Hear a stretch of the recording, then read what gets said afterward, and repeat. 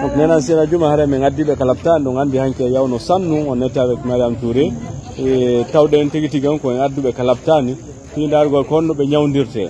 Donc déjà elle est à l'hôpital et une assistance humanitaire d'urgence et ndare ko service on bonaɓe tembe ensemble jokken suivre un traitement mabɓe on.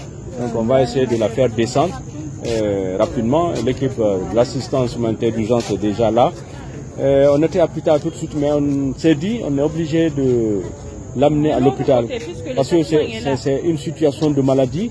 C'est ici où elle va se sentir plus en sécurité. Donc avec l'aide et l'assistance des médecins, on a un service des urgences.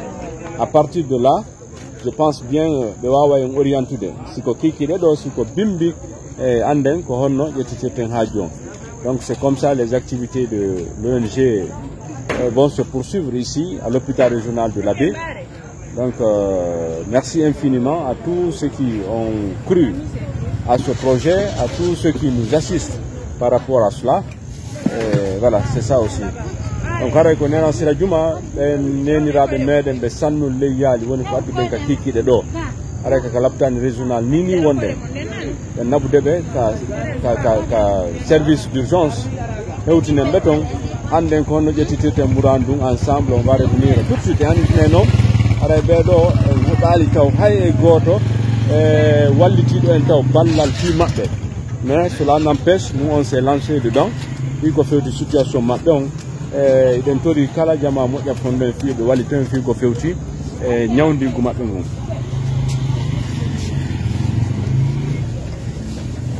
Donc c'est un peu ça, haray ɗe nadde ɓe dans une salle ɗaren ko honno ɓe ƴettita ɓe prise en charge maɓɓe on.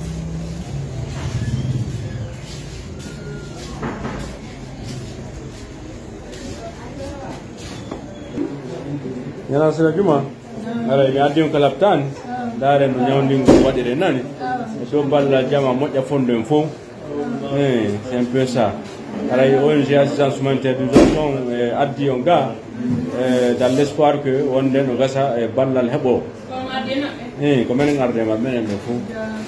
Donc on va rappeler que pour l'instant, pour le moment, on n'a pas eu vraiment de financement, un partenaire ou des partenaires qui ont fait en charge.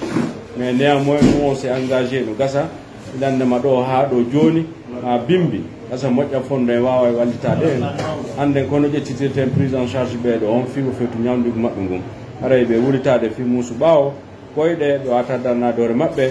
Donc c'est à sannulle yaali qu'on l'a vu haray ko ɗon desuduɗe vraiment wallitagol ɓe anditine ɓe wonɓe ɗo no ɓe suɗɗon ɗo ɓe ala ɓiɗɗo wurɗo ni ɓe bono ɓiɓɓe kono ɓen fof feƴƴini ni ɓe ala ɓiɗɗo modi ala haray vraiment ko tawɗen ɓe ɗon tawi no satti no yurmi kadi dans une case délabrée ko ɗum darɗen tawɗen e adduɓe haray ɗen tori moƴƴa fonɗen fof ɓe wallito en tambito en fi ko fewti vraiment prise en charge ɓeɗo haray place alaga d'accord on va l'amener là où il y a de la place, c'est pas grave.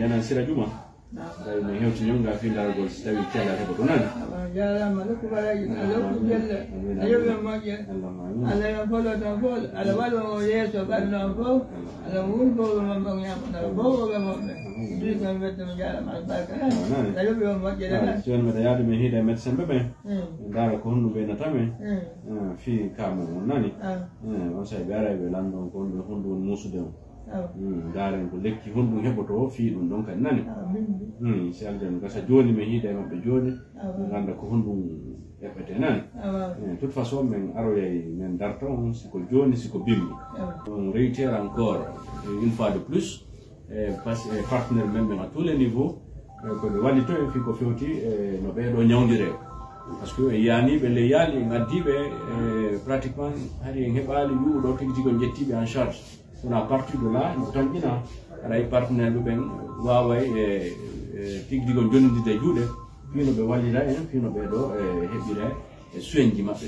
merci beaucoup.